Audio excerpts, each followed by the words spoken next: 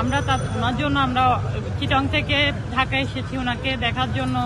ওনার আসার কথা শুনে আমরা সবাই অনেক খুশি। মনে হয় যেন আমরা ঈদ করতে আসছি, কখনো এইভাবে আসি না। ওনার আসার খবর পেয়ে আমরা এখানে চিটং থেকে ঢাকা আসছি।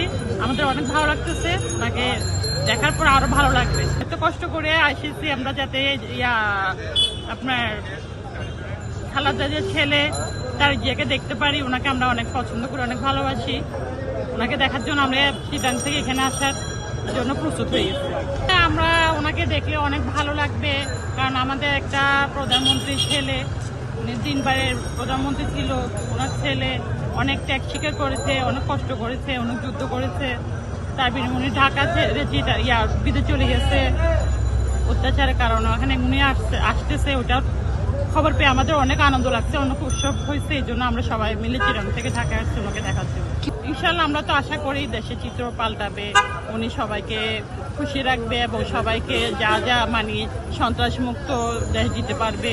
ওনাদের সবার যে চাকরি বাকরির ক্ষেত্রে হোক, যে কোনো ব্যাপারে উনি নারীদের উন্নয়ন ক্ষেত্রে সবকিছুতে উনি সাপোর্ট করবে। উনি গরিবদের জন্য করে দাঁড়াবে এটা মনে হচ্ছে, কারণ আমাদের খালাদা জিয়া প্রধানমন্ত্রী উনি অনেক ভালো ছিল, উনি জনগণের জন্য অনেক কিছু করেছেন।